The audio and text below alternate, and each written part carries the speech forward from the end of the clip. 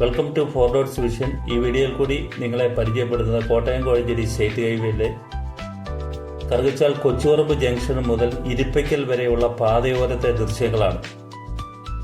കൊച്ചുപറമ്പ് മുതൽ ഇരിപ്പയ്ക്കൽ വരെയുള്ള റോഡിന്റെ ഇരുവശങ്ങളിലും മനോഹരമായിട്ടുള്ള ചെടികൾ വെച്ചുപിടിപ്പിച്ച് ഒരു വഴിയോര പൂന്തോട്ടം ഒരുക്കിയിരിക്കുകയാണ് ഇവിടെയുള്ള ആൾക്കാർ.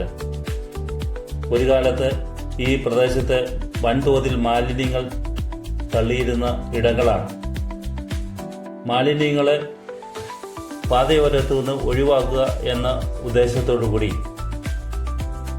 കൊച്ചുപറമ്പ് ആസ്ഥാനമായിട്ട് പ്രവർത്തിക്കുന്ന ആവണി വായനശാലയുടെ നേതൃത്വത്തിൽ ആദ്യമായിട്ട് പാതയോരത്ത് ചെടികൾ വെച്ചുപിടിപ്പിക്കുകയും ഡസ്റ്റ്ബിൻ വെക്കുകയും ചെയ്തതോടുകൂടി ഈ പ്രദേശത്തെ മാലിന്യങ്ങൾ ഒരു പരിധിവരെ ഒഴിവാക്കാനായിട്ട് സാധിച്ചു.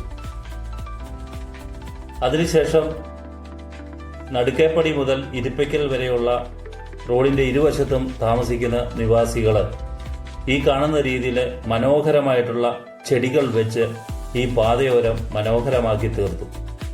അതുകൊണ്ട് ഇരിപ്പയ്ക്കൽ മുതൽ കൊച്ചുപറമ്പ് വരെയുള്ള പാതയോരത്തെ മാലിന്യങ്ങൾ ഒന്നും തന്നെ ഇല്ല എന്ന് തന്നെ നമുക്ക് പറയാം.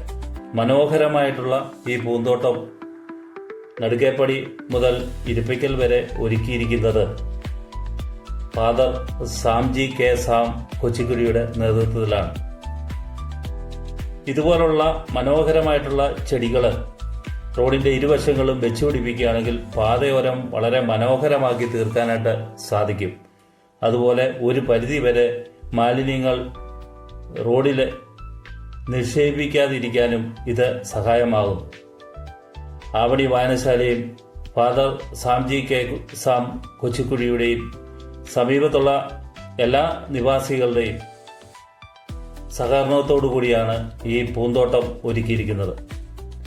എത്ര പറഞ്ഞാലും മതി വരാത്ത രീതിയിലുള്ള അഭിനന്ദനം ഇവർക്ക് അർഹിക്കുന്നു.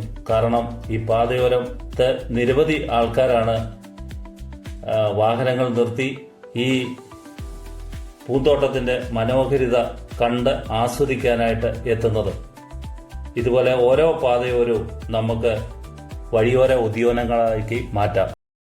ഈ വീഡിയോ നിങ്ങൾക്ക് ഇഷ്ടപ്പെട്ടുവെങ്കിൽ ലൈക്ക് ചെയ്യുക, ഷെയർ ചെയ്യുക, അതോടൊപ്പം തന്നെ സബ്സ്ക്രൈബ് ചെയ്യുക. Thank you.